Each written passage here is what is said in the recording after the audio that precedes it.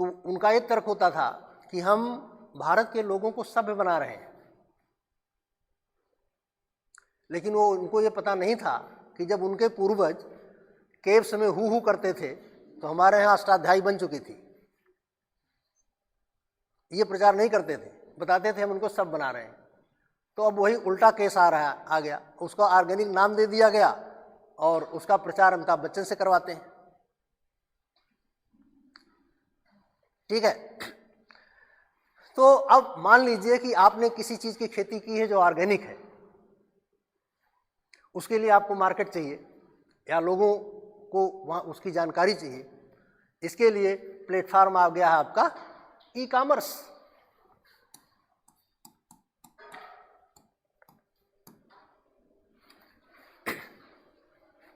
E commerce के माध्यम से मान लीजिए आप उत्तर प्रदेश में अमरूद की ऑर्गेनिक खेती करते हैं और आपने किसी ई कॉमर्स कंपनी से संपर्क कर लिया है, कलकत्ता से कोई ऑर्डर आपके पास आ जाएगा। ठीक है, तो इसके माध्यम से पूरा जो नेशन है वो आप के प्रोडक्ट के मार्केट के रूप में कन्वर्ट हो जाएगा। तो इस तरह की तमाम ये सारी जो बेनिफिट्स हैं वो हमारे किसानों को ई टेक्नोलॉजी या इंफॉर्मेशन टेक्नोलॉजी के माध्यम से मिल सकती है। लेकिन ये सब बातें केवल गिनाने की हैं, क्लासरूम की हैं। प्रैक्टिस में क्या है, हमारे जो किसान हैं वो almost 99% they are either illiterate और सेमी लिटरेट।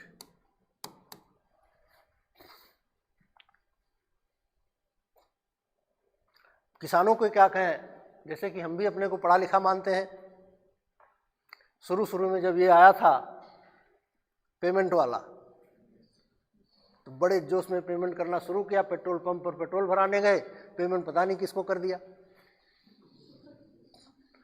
हमने कहा हमने पैसा तो भेज दिया, उसने कहा सर पैसा आया नहीं। अब हम पता लगाना शुरू किए कहाँ चला गया।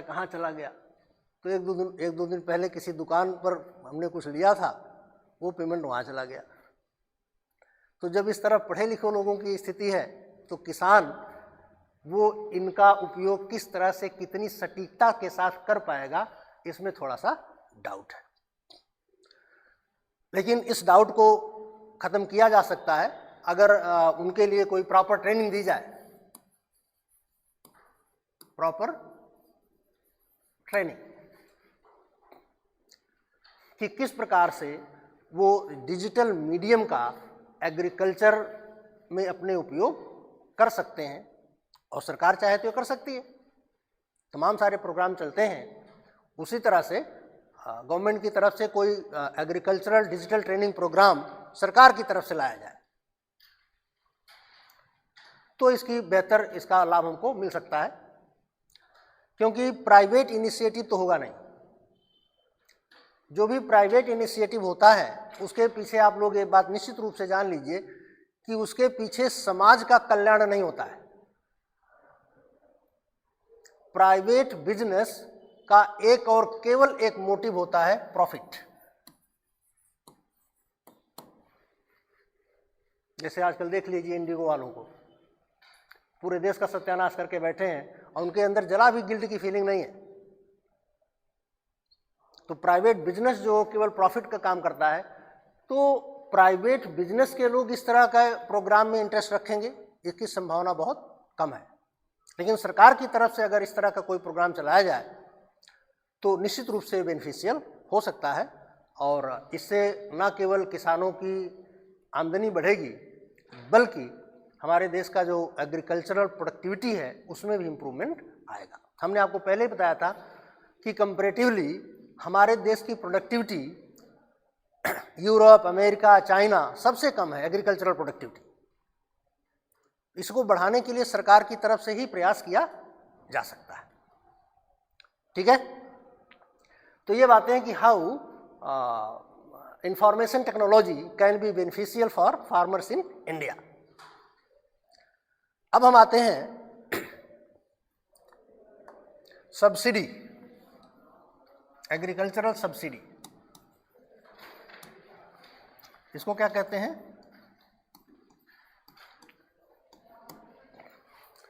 सहायकी सब्सिडी, या हिंदी में इसको सहायकी कहा जाता है।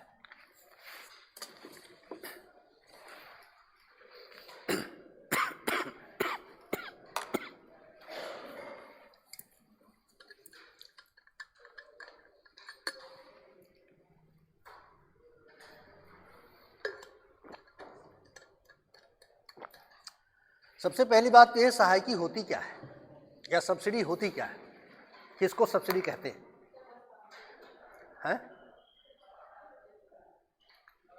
क्या कह रही हो?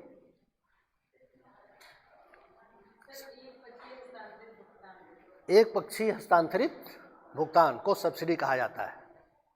ठीक, और कोई?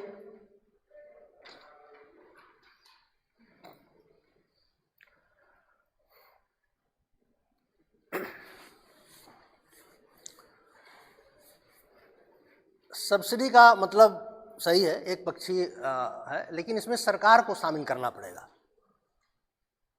सरकार जब किसी व्यक्ति या कंपनी को किसी प्रकार की वित्तीय मदद देती है तो उसको हम सब्सिडी की श्रेणी में रखते हैं। तो सब्सिडी का मतलब क्या हो गया? फाइनेंशियल सपोर्ट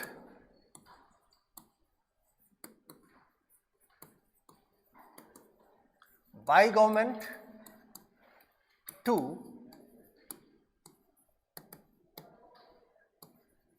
इंडिविजुअल्स और कंपनीज। कंपनियों या व्यक्तियों को सरकार द्वारा दी जाने वाली वित्तीय मदद। व्यक्तियों या कंपनियों को सरकार द्वारा दी जाने वाली वित्तीय मदद।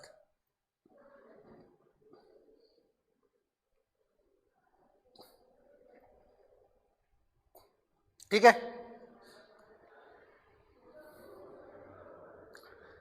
तो इस मदद की जरूरत क्यों पड़ती है, या सब्सिडी की आवश्यकता क्यों पड़ती है? नहीं, हम इन जनरल बात कर रहे हैं। जैसे आपके रसोई गैस पर सरकार सब्सिडी देती है, क्यों दे रही है? ताकि इसके उपभोग को बढ़ावा दिया जा सके। लार्जर गोल ये है कि जो खाना लकड़ी के ईंधन से खाना बनाने पर जो स्वास्थ्य पर नुकसान आता है उससे बचा जा सके, इसलिए दी रही। किसानों को सब्सिडी दी जा रही है जिससे वो ज़्यादा उत्पादन करें। कंपनियों को सब्सिडी दी जा रही है, इसका भी उद्देश्य यही है कि वो ज़्यादा उत्पादन करें।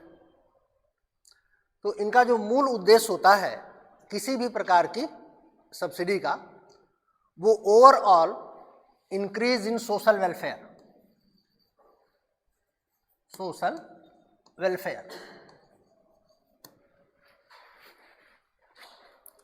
सामाजिक कल्याण में वृद्धि, मूल उद्देश्य सरकार की किसी भी सब्सिडी का होता है। अब उसमें चाहे हम एलपीजी सब्सिडी ले लें,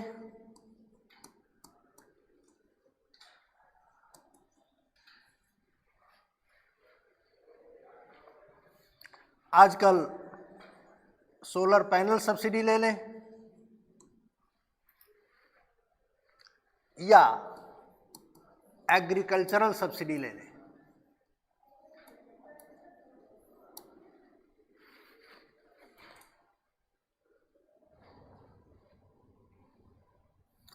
तो इन सब के पीछे जो मूल कारण है वो यही है कि सरकार जो है ओवरऑल सोशल वेलफेयर, ओवरऑल सामाजिक कल्याण को प्रमोट करने का प्रयास करती है। तो सब्सिडी जो दी जाती है वो या तो बायर को दी जाती है या सेलर को दी जाती है।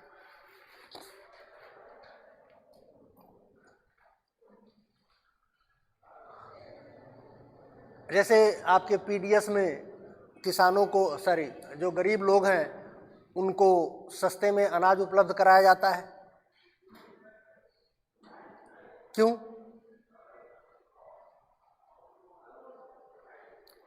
क्योंकि अगर उनको सस्ते में अनाज उपलब्ध ना कराया जाए तो हो सकता है कि वो खाना मार्केट से खरीद पाने की स्थिति में ना हो। तो बायर को जो सब्सिडी दी जाती है उसका उद्देश्य कंज्यूमर इंटरेस्ट को प्रोटेक्ट करना होता है, टू प्रोटेक्ट कंज्यूमर्स।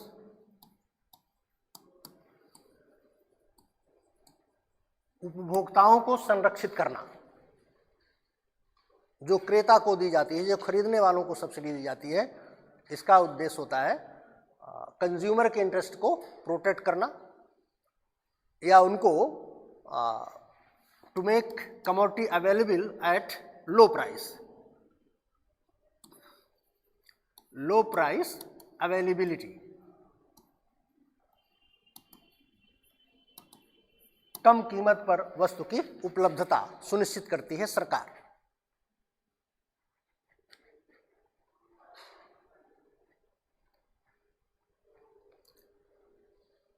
ठीक है।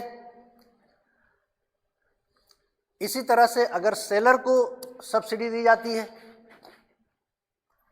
तो इसका उद्देश्य होता है टू एंश्योर रेम्यूनरेटिव प्राइस।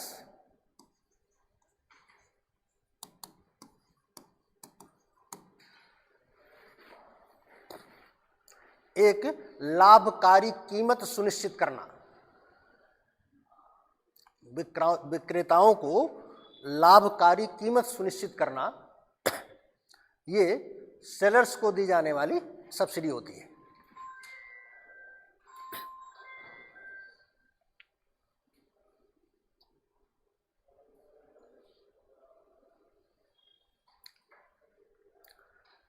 हमारे देश में हम चूंकि एग्रीकल्चरल सब्सिडी की बात करेंगे,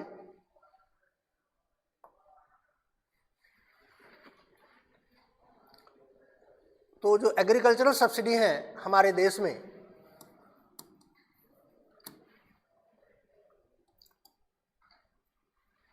इनको दो कैटेगरी में बांटा जाता है।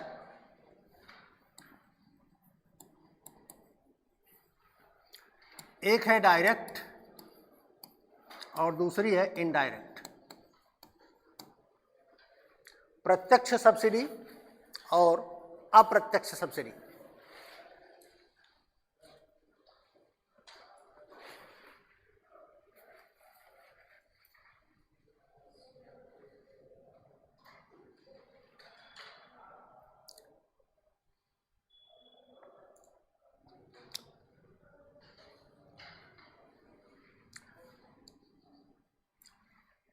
प्रत्यक्ष सब्सिडी में डायरेक्ट इनकम सपोर्ट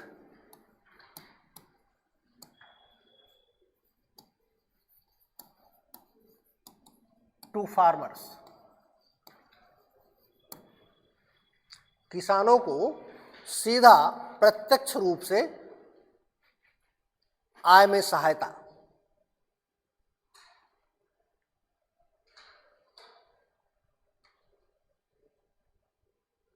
ये कैसे करती है सरकार? है किसान सम्मान निधि।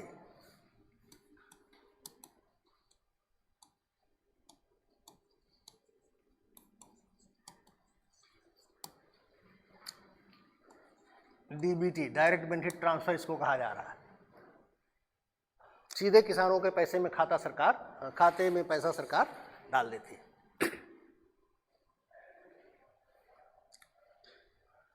और लोन वेवर, किसानों का कर्जा माफ कर देती है सरकार सीधे, ये भी उनको फायदा मिल जाता है।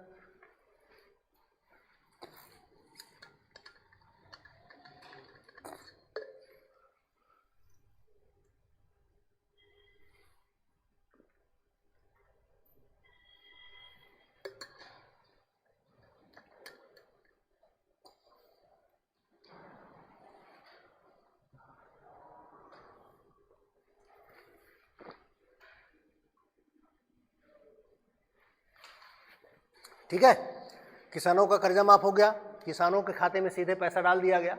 इस तरह की सब्सिडी को हम डायरेक्ट सब्सिडी का नाम देते हैं, जो सीधे किसानों के पास जा रही है।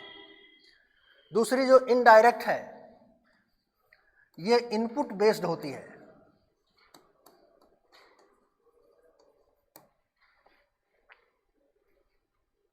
इनपुट बेस्ड, या इनपुट को क्या कहते हैं, आगत आधारित होती है। आगत आधारित होती है, किसानों को सीधे नहीं मिलती है, बल्कि ये सब्सिडी प्रोड्यूसर्स ऑफ इनपुट्स जो है उनको मिलती है।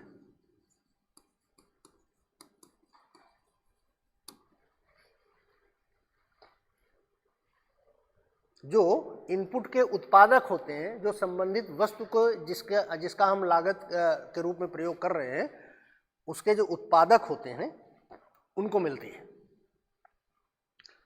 तो इस तरह की सब्सिडी के जो एग्जाम्पल हैं, सस्ते में इलेक्ट्रिसिटी, बिजली सस्ते में मिल जाए, लो रेट ऑफ इंटरेस्ट, कम ब्याज पर लोन मिल जाए,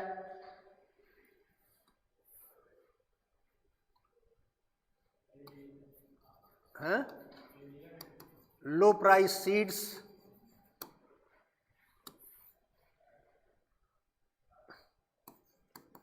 फर्टिलाइजर एट लो प्राइस, ये है। हाँ, सब कुछ जो भी आपको कम कीमत पर मिल रहा है वो सब कुछ इसमें शामिल है।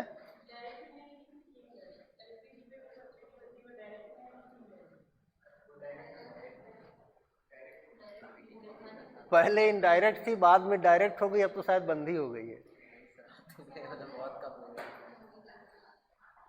पहले इनडायरेक्ट थी, इनडायरेक्ट इसलिए कि आपको वो कम पैसे में सिलेंडर मिलता था, तो जो कंपनियों को नुकसान होता था वो पैसा सरकार कंपनी को कंपनसेट करती थी। जैसे अगर किसी सिलेंडर की मार्केट में उसकी जो प्राइस मान लो 900 रुपये है और आपको 400 रुपये में मिल रहा है, तो ये 500 कौन देगा? सरकार। तो ये ऑयल कंपनियों को सरकार देती थी, तब ये इनडायरेक्ट थी। बाद में सरकार ने कह दिया कि ये व्यवस्था खत्म, अब सस्ते में नहीं मिलेगा, आपको खरीदना पड़ेगा इसी रेट पर। हाँ, ये 500 रुपये सरकार आपके खाते में डाल देगी, और वो भी प्रधानमंत्री जी की तरफ से ये एक आह्वान किया गया था कि जो सक्षम लोग हैं वो सब्सिडी ना लें। ठीक है, तो बहुत सारे लोगों ने छोड़ भी दिया था, और अब तो धीरे धीरे लग रहा है कि आ रही कि नहीं आ रही, पता नहीं। तो जब तक इस तरह का था, सस्ते में आपको सिलेंडर मिल रहा था, तब तक वो इनडायरेक्ट थी। जब सीधे आपके खाते में पैसा आने लगा तो वो डायरेक्ट हो गई। ठीक है, तो ये सब आपके हमारे यहाँ इनडायरेक्ट सब्सिडी के जो किसानों को मिलती है वो इसके उदाहरण हो गए। इसके अलावा एक शब्द और आता है, वो किसानों से संबंधित तो नहीं है लेकिन आपको जानना चाहिए, क्रॉस सब्सिडी।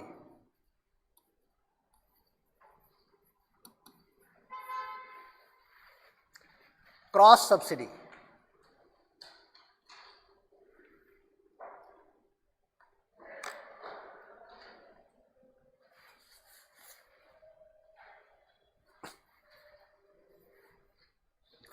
इसका नाम सुना किसी ने?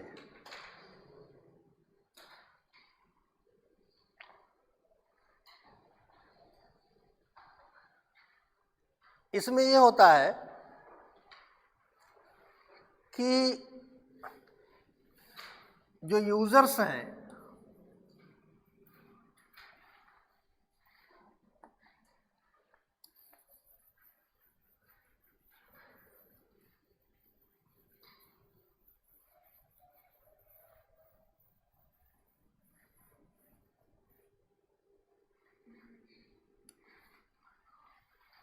उनकी दो कैटेगरी बांट दी जाती है।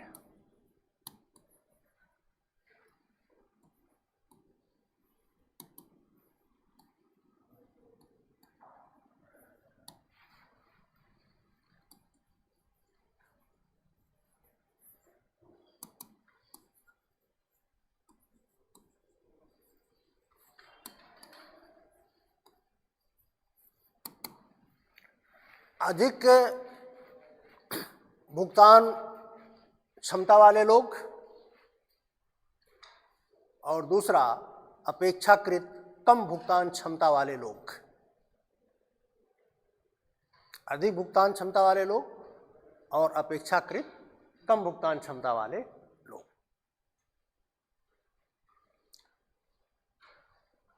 तो कोई भी वस्तु या सेवा, इसकी जो प्राइसिंग है वो दो प्रकार से की जाएगी। एक वर्ग के लिए उसी वस्तु की कीमत ज्यादा रखी जाएगी और दूसरे वर्ग के लिए उसी वस्तु की कीमत कम रखी जाएगी। तो जो हाई पेइंग कैपेसिटी के लोग हैं इनके लिए हाई प्राइस,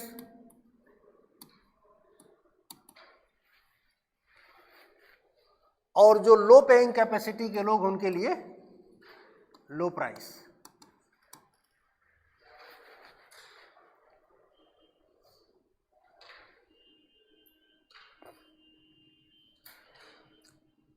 ठीक है। लेकिन जो भी सेवा है या वस्तु है उसकी लागत तो कम से कम आनी चाहिए।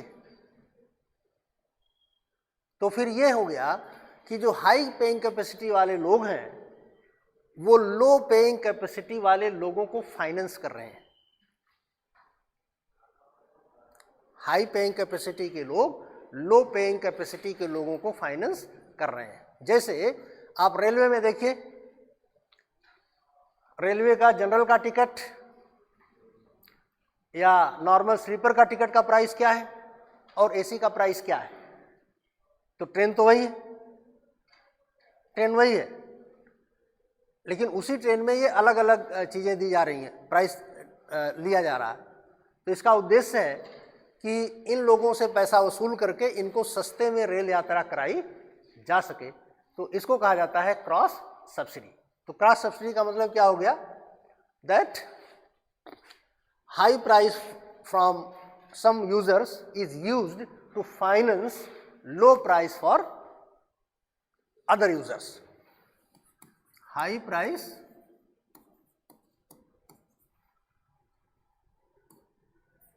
for some used to finance low price for others। कुछ लोगों से अधिक कीमत लेकर, कुछ लोगों से अधिक कीमत लेकर दूसरे लोगों को कम कीमत पर वस्तु या सेवा उपलब्ध कराना।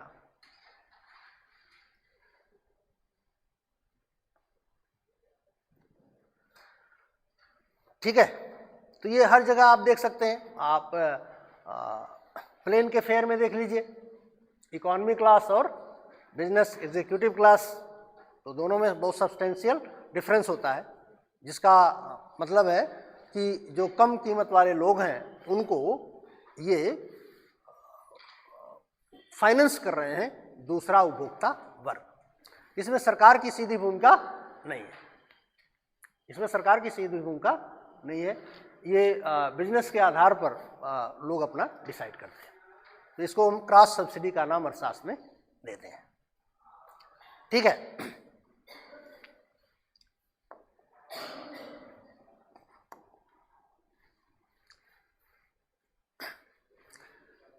तो सब्सिडी हमने बताया कि इसका जो मूल उद्देश्य है वो सोशल वेलफेयर है, लेकिन कई बार हम अच्छे काम का प्रयास करते हैं,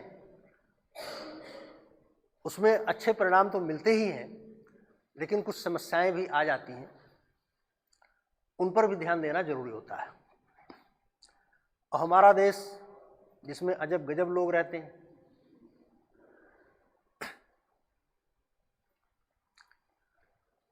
एक किसी फंक्शन में गए थे हम, वहाँ एक जानने वाले मिले, वो गाजर का हलवा खाए जा रहे थे।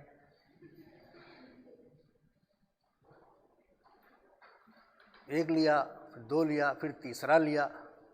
फिर हमने उनसे पूछ दिया कि हमने सुना कि कुछ डायबिटीज़ की प्रॉब्लम। कहे हाँ प्रॉब्लम तो है। हमने कहा तब ये? उन्होंने कहा कि हमारा फंडा है कि फ्री में मिले तो हम फिनाइल भी पी लेते हैं।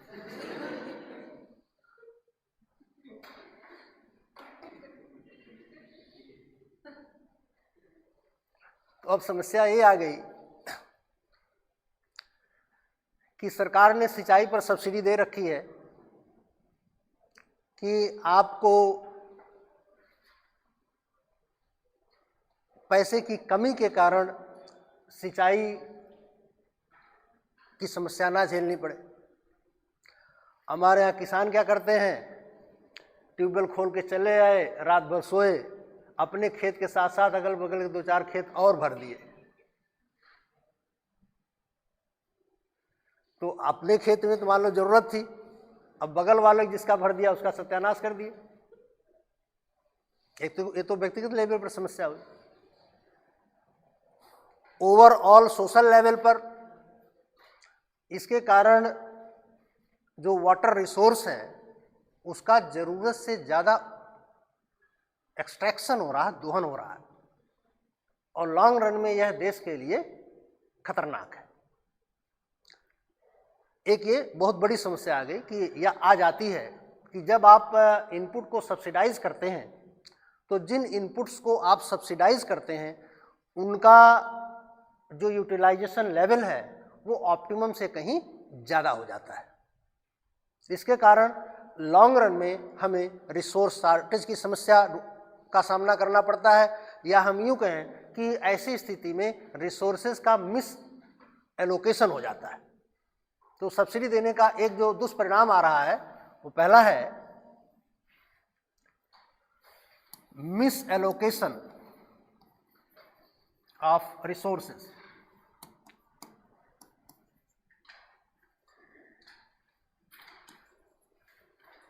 या यूं कहें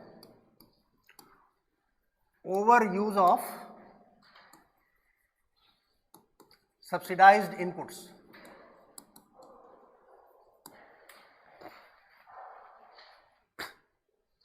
संसाधनों का आवंटन जो है वो त्रुटिपूर्ण हो जाता है।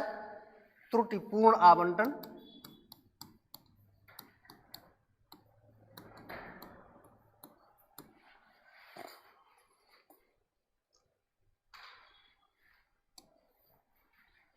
जिन इनपुट को सब्सिडी मिली है उनका आवश्यकता से अधिक उपयोग होता है, और इसके कारण हमें लॉन्ग रन शॉर्टेज की समस्या का सामना करना पड़ सकता है,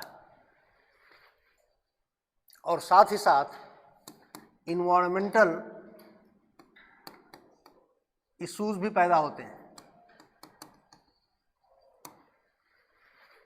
पर्यावरणीय समस्याएं भी इसके कारण उत्पन्न हो जाती हैं।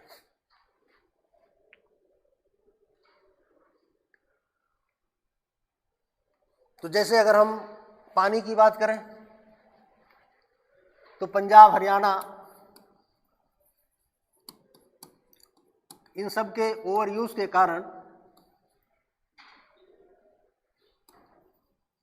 ग्राउंड वाटर लेवल नीचे चला गया है।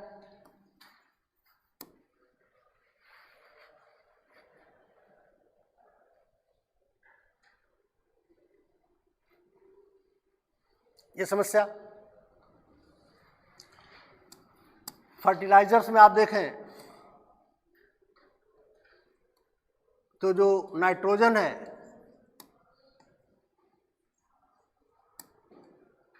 इसका ओवर यूज हो रहा है, और इसके ओवर यूज के कारण वाटर पोल्यूशन भी पैदा हो रहा है।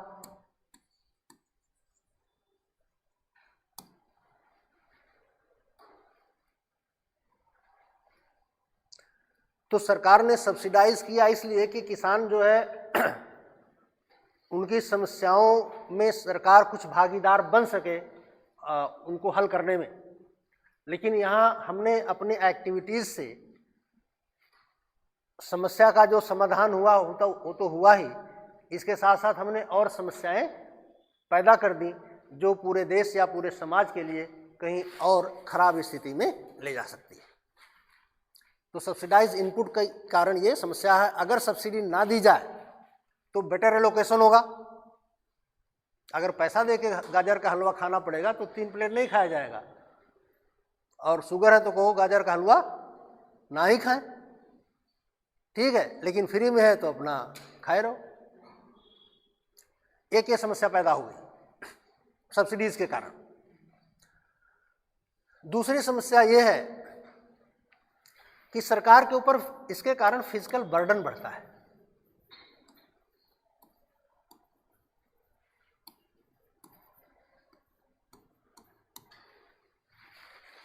सरकार के ऊपर राजकोषीय बोझ बढ़ता है।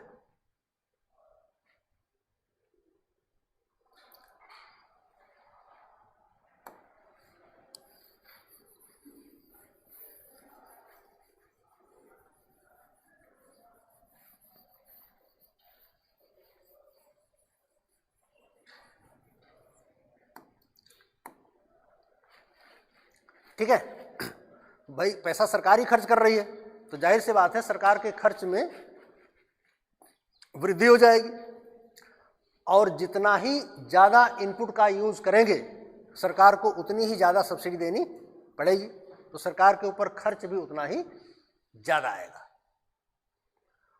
और इस खर्च के ज़्यादा होने के कारण आप ये देखिए कि आपके देश में सरकारी खर्च की अगर हम बात करें तो सबसे ज़्यादा खर्चा सरकार आपकी कहाँ करती है?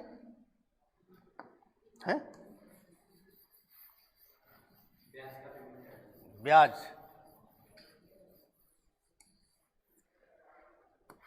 सबसे ज़्यादा खर्चा इंटरेस्ट पेमेंट पर करती है सरकार। दूसरे नंबर पर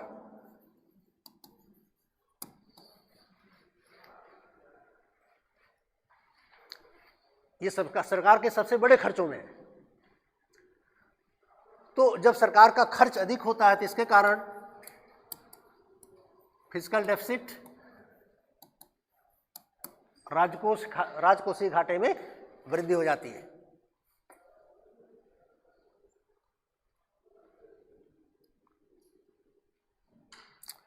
अब राजकोषीय घाटे में वृद्धि हो जाएगी तो इसका दुष्परिणाम क्या होगा? वही इंटरेस्ट पेमेंट पर फिर पैसा खर्चा बढ़ जाएगा। राजकोषीय घाटे का मतलब एक शब्द में सरकार द्वारा लिया गया उधार। तो किसी वित्तीय वर्ष में सरकार जो उधार लेती है उसी को राजकोषीय घाटे का नाम दिया जाता है। तो अगर फिजिकल डेफिसिट बढ़ी तो इंटरेस्ट रेट भी इकोनॉमी में बढ़ जाएगा।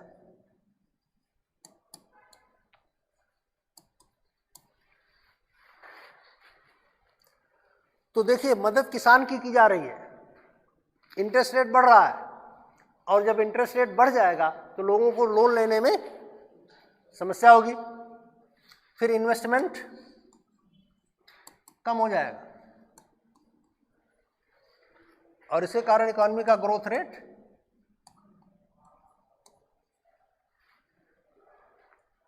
सरकार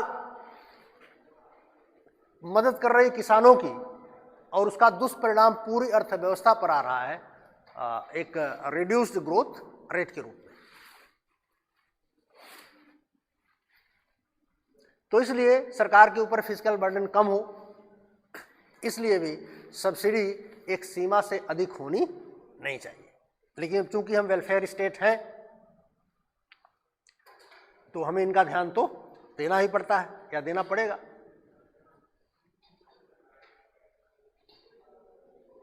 कई बार जो इंटरनेशनल इंस्टीट्यूशंस हैं, वर्ल्ड बैंक है,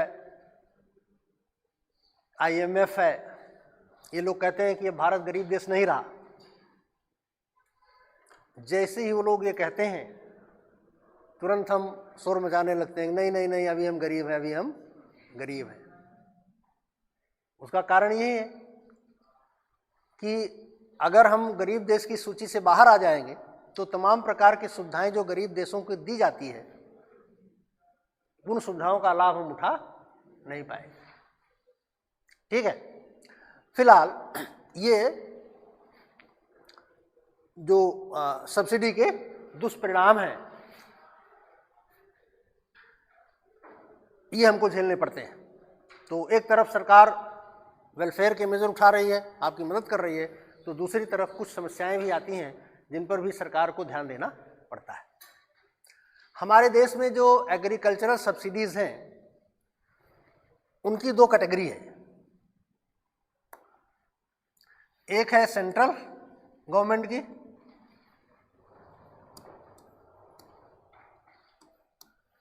और दूसरी है स्टेट गवर्नमेंट की।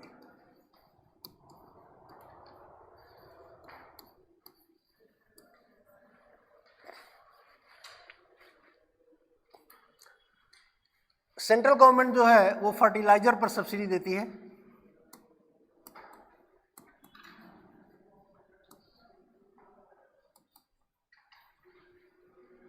और स्टेट गवर्नमेंट जो है वो इलेक्ट्रिसिटी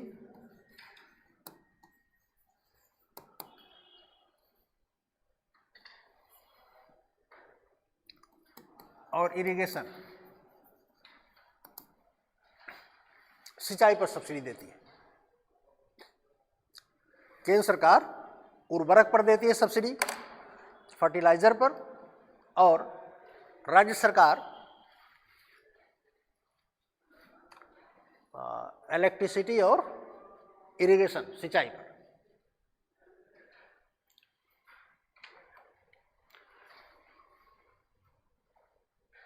ये जो सब्सिडी की वैल्यू है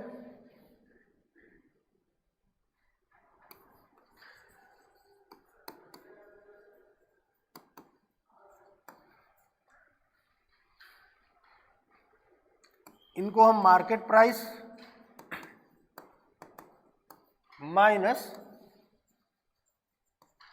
चार्ज प्राइस, इनका जो डिफरेंस है इसके माध्यम से निकालते हैं कि किसी भी वस्तु की, जैसे मान लो कि एक यूनिट बिजली की जो मार्केट प्राइस है वो 10 रुपये आ रही है और किसान से हम 3 रुपये ले रहे हैं, इसका मतलब ये 7 रुपये जो है वो पर यूनिट सरकार को सब्सिडी के रूप में खर्च करना पड़ेगा किसान के लिए।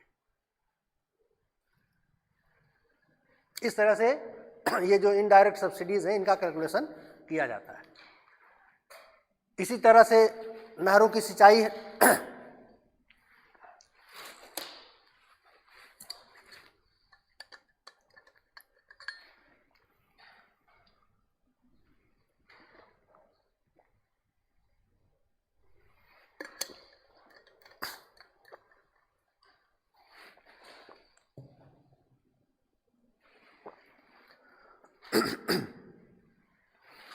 नहरों से सिंचाई जिन किसानों के लिए होती है तो जो टोटल रेवेन्यू आता है किसानों से, टोटल रेवेन्यू किसानों से जो मिलता है और किसानों तक जो कॉस्ट आती है पानी पहुंचाने की,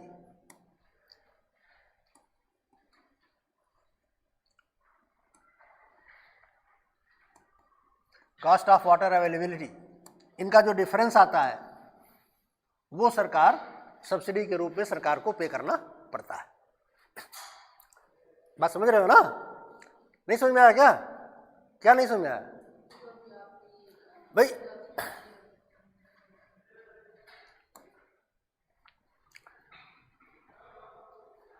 जैसे मान लो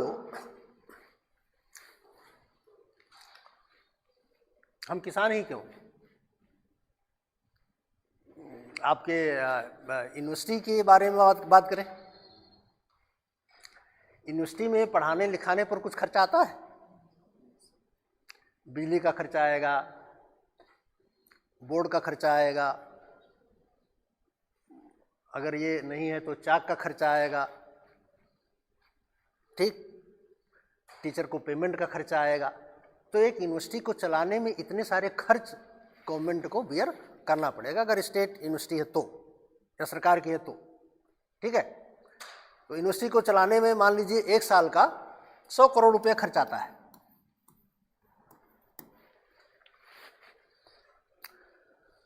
और यूनिवर्सिटी में विभिन्न प्रकार की फीस ही तो एक माध्यम है पैसा प्राप्त करने का। विभिन्न प्रकार के फीस के माध्यम से मान लो 70 करोड़ रुपए आए, तो this is the cost of running the university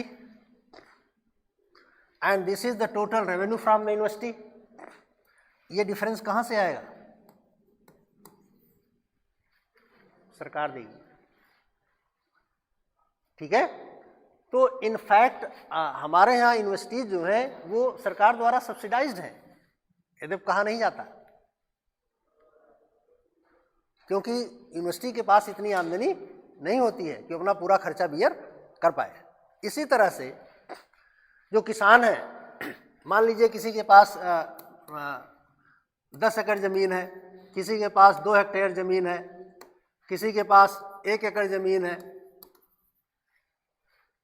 तो जमीन का जो क्षेत्रफल है उसके हिसाब से सरकार उनसे सिंचाई का पैसा वसूल करती है कि इस तरह से हर किसान से पैसा लिया जाएगा जो संबंधित नहर के कैचमेंट एरिया में रहेगा, जहां सरकार को पता चलेगा कि ये नहर से सिंचाई यहां पर की जा रही है। तो इनसे कुछ पैसा सरकार को मिलेगा, मान लो 1000 रुपया मिल गया। इस तरह से जो भी जिस भी नहर के नेटवर्क की हम बात करेंगे, उस पूरे नहर के नेटवर्क के अंदर जितने किसान आते हैं उन सब के द्वारा कितना पैसा सरकार को मिल रहा है ये सरकार को पता लग जाएगा। और फिर उस नहर को मेंटेनेंस और वहां तक पानी पहुंचाने में सरकार का कितना पैसा लग रहा है वो सरकार का कॉस्ट हो जाएगा। उस कॉस्ट में से इस रेवेन्यू को माइनस कर देंगे, जो आएगा वही सरकार द्वारा दी जाने वाली सब्सिडी है, ठीक है। तो सिंचाई और इलेक्ट्रिसिटी ये आपके राज्य सरकारों के द्वारा दी जाती है आपके देश में, और जो फर्टिलाइजर सब्सिडी है वो केंद्र सरकार के द्वारा दी जाती है, ठीक है। इसके अलावा सब्सिडी तो सरकार आपके इस पर फूड सब्सिडी भी दे रही है, लोगों को, गरीबों को अनाज दे रही है, बट उसको हम एग्रीकल्चर सब्सिडी में शामिल नहीं करते हैं, ठीक है। एमएसपी सरकार, मिनिमम सपोर्ट प्राइस, ये भी सरकार द्वारा दी जाने वाली सब्सिडी ही है, ठीक है। इसके अलावा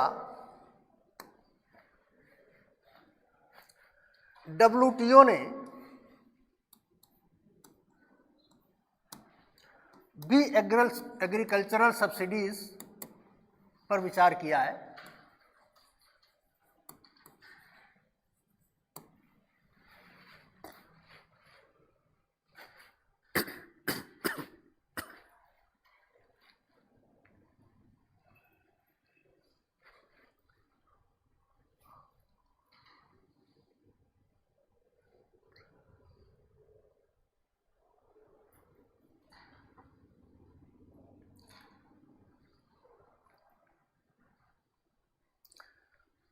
हम ये बात आप लोग ध्यान रखिए कि इस समय जो या इस समय क्या हमेशा से ही जो अर्थव्यवस्था या अर्थशास्त्र की हम लोग एनालिसिस करते हैं वो मार्केट इकोनॉमी कहा जाता है।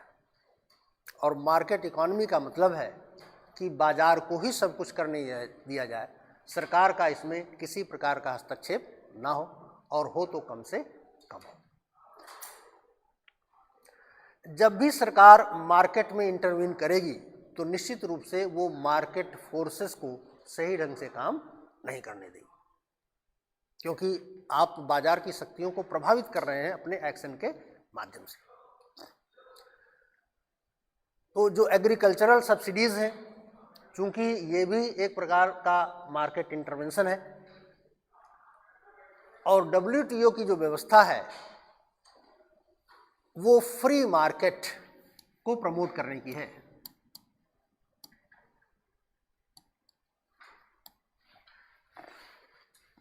बाजार को स्वतंत्र रखा जाए, डब्ल्यूटीओ का ये मानना है। तो इसलिए जो WTO ड्राफ्ट बना उसमें एग्रीकल्चरल सब्सिडीज पर भी चर्चा की गई और वहां पर जो एग्रीकल्चरल सब्सिडीज हैं उनकी कैटेगरी बनाई गई। एक एम्बर बॉक्स सब्सिडी,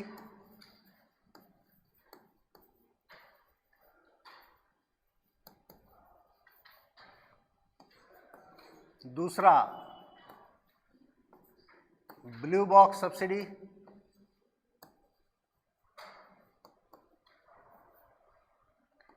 और तीसरा green box subsidy.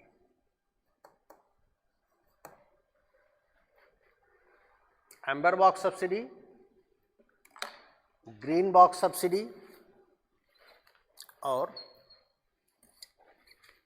Blue box subsidy और green box subsidy.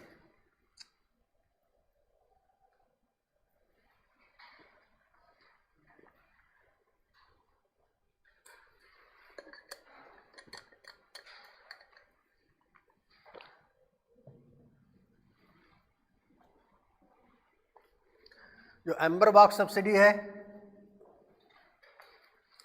It is to be phased out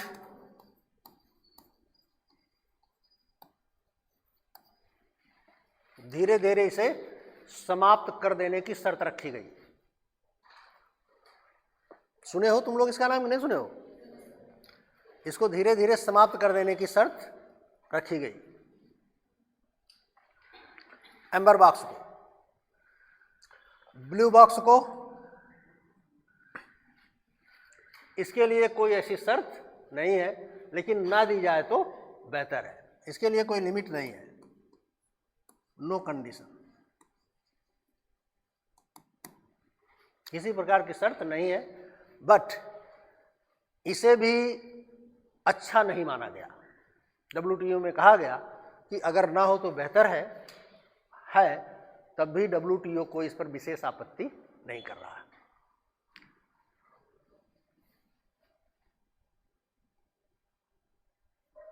और ये जो ग्रीन बॉक्स है, इस पर किसी भी प्रकार का कोई लिमिटेशन नहीं है।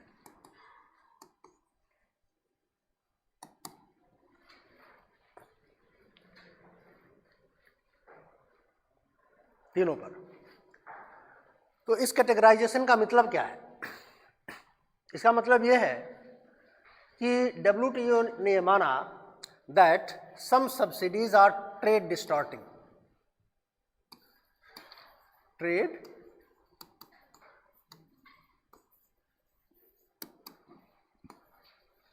Distorting subsidies.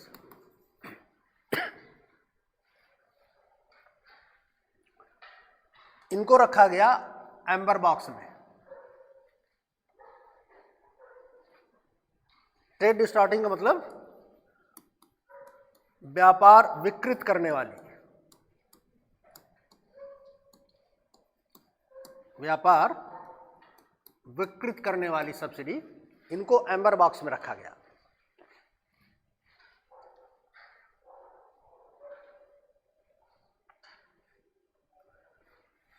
इनको नॉन ट्रेड डिस्टॉर्टिंग माना गया।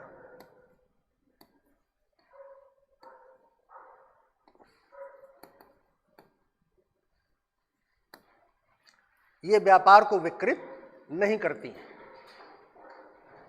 तो उनको ब्लू और ग्रीन बॉक्स में रखा गया। ठीक है।